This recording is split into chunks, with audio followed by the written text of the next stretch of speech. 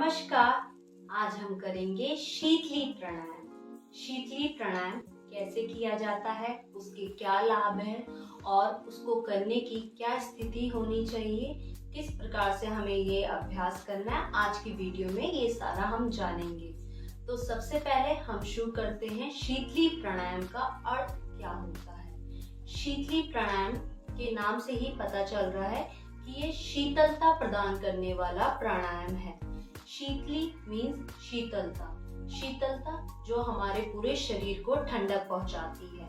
ये हमारे शरीर के ताप को कम करने में बहुत ही सहायक है, इसीलिए इस प्राणायाम का अभ्यास किया जाता है और साथ में ही हमारे शरीर को शीतलता प्रदान करती है और मस्तिष्क को भी शांत रखती है। इसीलिए इस प्राणायाम को शीतली प्राणायाम कहा जाता है। ये तो था शीतली प्राणायाम का अर्थ। अब इसको किस प्रकार से किया जाता है, इसकी क्या ब्रीदिंग टेक्निक होनी चाहिए, क्या आपको आसन अडॉप्ट करना है इस अभ्यास को करते वक्त, तो मैं आपको ये बताने जा रही हूँ। तो इस वीडियो में आप ये सारा पूरा अंत तक देखिए। सबसे पहले हम आसन की स्थिति को देखेंगे, हमारा पोस्चर कैसा होना चाहिए।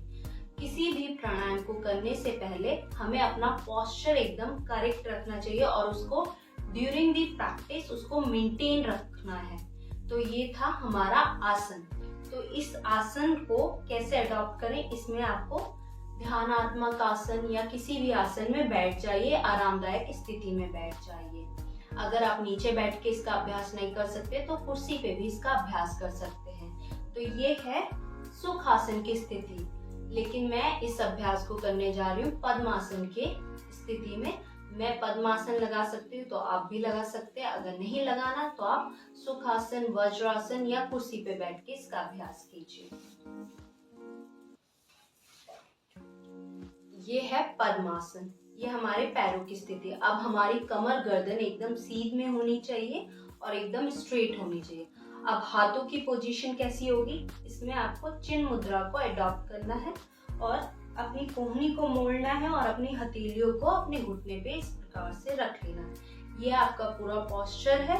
इस तरीके से आपको इस स्थिति को बनाए रखना है जब आप शीतली प्राणायाम का अभ्यास करें। ये था आपका पोस्चर। अब आपकी ब्रीदिंग टेक्निक कैसे होगी। ये प्राणायाम है तो इसमें ब्रीदिंग टेक्निक के बारे में ज्यादा फोकस किया गया है। तो इसमें क्या करना है, आपको जीभ के द्वारा श्वास को अंदर भरना है। मतलब हर प्राणायाम में हम नाक द्वारा श्वास लेते हैं, उससे छोड़ते हैं, लेकिन इस प्राणायाम में हमें अपनी जीभ का इस्तेमाल करते हुए इस प्राणायाम को करना है। इसमें जीभ को बाहर निकालेंगे और जीभ के किनारों को एक नली का आकार देंगे और उस आकार द्वारा आपको क्या करना है, जीभ से श्वास को अंदर भरना है और अपने मुंह को बंद कर लेना और नाक द्वारा धीरे से श्वास को बाहर छोड़ देना। इस तरह से आपका एक राउंड होगा शीतली प्राणायाम का। इसमें जीभ से एक पाइप लाइक स्ट्रक्चर बनाएंगे और नाक द्वारा श्वास को बाहर छोड़ देंगे। तो एक बार देख लीजिए कैसे करना है। कमर गर्दन सीधी, आंखें बंद कर लीजिए। अब अभ्यास को शुरू करते हैं।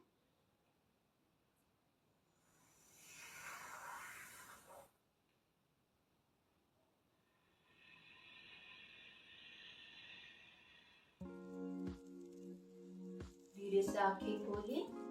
ये था शीतली प्राणायाम का एक राउंड। इस अभ्यास को हमें गर्मी में करना चाहिए क्योंकि इससे हमें बहुत लाभ मिलता है, क्योंकि ये हमारे पूरे शरीर को ठंडक प्रदान करता है। इसीलिए इसका अभ्यास गर्मी में जरूर कीजिए।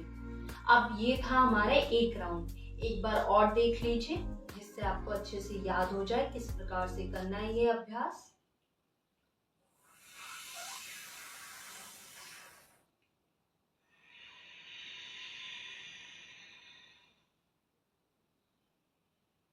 ऐसे आपको शीतली प्राणायाम का अभ्यास करना है। इसके आप 10 से 15 राउंड कीजिए, अपनी क्षमता के अनुसार इस अभ्यास को कीजिए।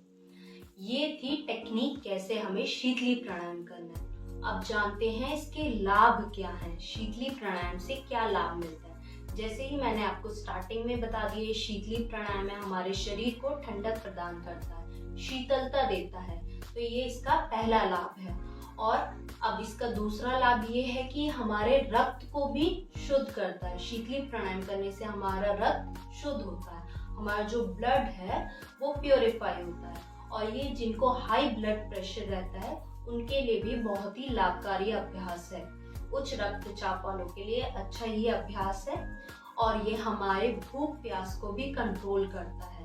साथ में इससे हमारी त्वचा भी ग्लो करती है, हमारी त्वचा के लिए भी बहुत ही अच्छा अभ्यास है। ये थे इसके फायदे।